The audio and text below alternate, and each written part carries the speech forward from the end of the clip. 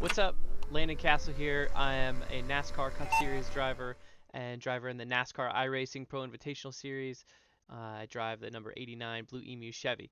And I wanted to show you something that I learned in Richmond at our last Pro Invitational Series race in the final hour of practice that not only helped me qualify on the front row, but I believe helped me make some crucial passes late in the race to get a top 5 finish.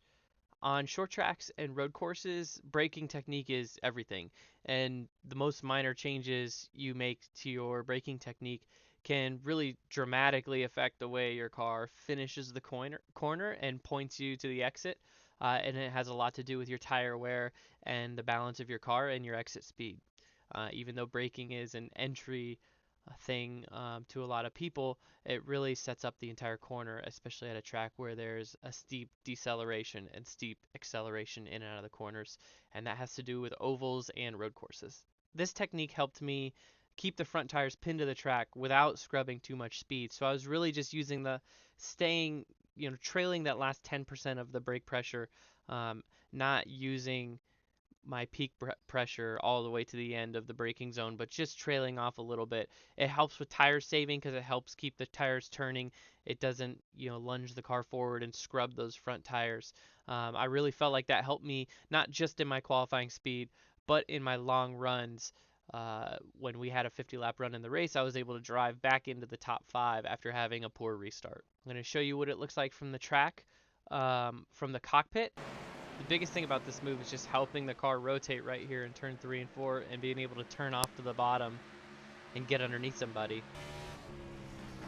I always try to lift right before those dash marks, but it's just about holding the brake pedal a little bit and getting the car pointed back to the bottom and clipping that yellow line on exit of turn 4.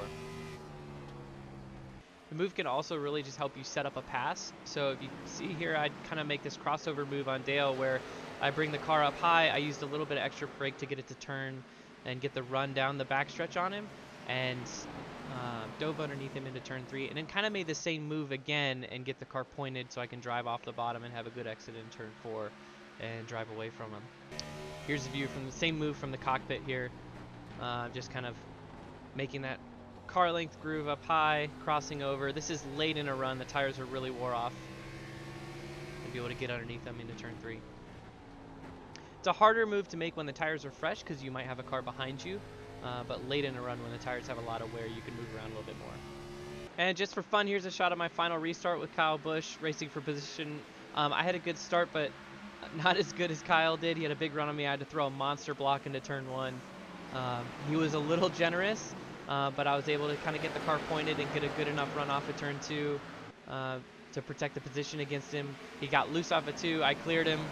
And I just really needed this one good corner here in 3 and 4 to drive away, held the car on the yellow line, and I knew with a 3-car length position on Kyle and Denny that they were no threat for the last lap. And here's a look at what it looks like on the data. Okay, so in the data, these are 2 laps comparing in my final hour of practice in the Pro Invitational Series at Richmond on Sunday. This was right before we went into qualifying, and the red line is the line that you can see was a braking technique that I had been using up until that point, and the blue line was a technique that I started using that I felt really helped me. On the lap timer, you can see it was worth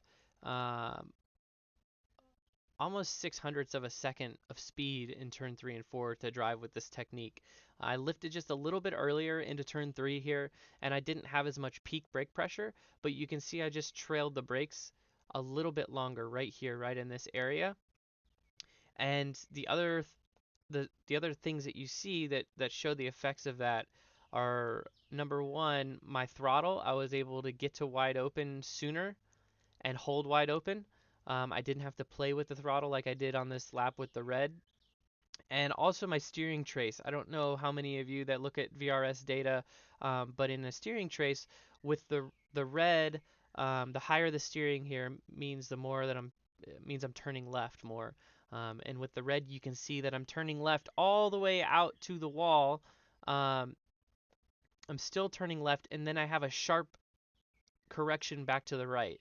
That is that move of you turning the wheel and the car being tight and then having to snap out by the wall.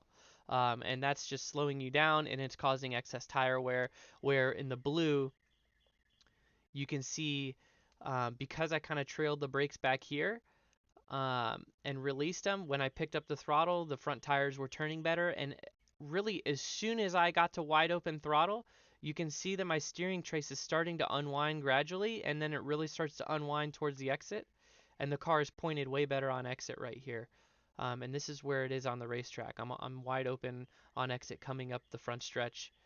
Um, no scrub, no excess tire wear, and the lap time was really a half a tenth faster just on this side of the racetrack. I felt like this technique helped me the most in turn 3 and 4 at Richmond, whereas it's one of the best passing zones at Richmond. Off of turn 2 can get really tight with other cars, and you can't always trust the guy on the outside of you. Where turn 4, there's a lot more room, and if you can get a run off of turn 4, you can easily outbrake someone into turn 1.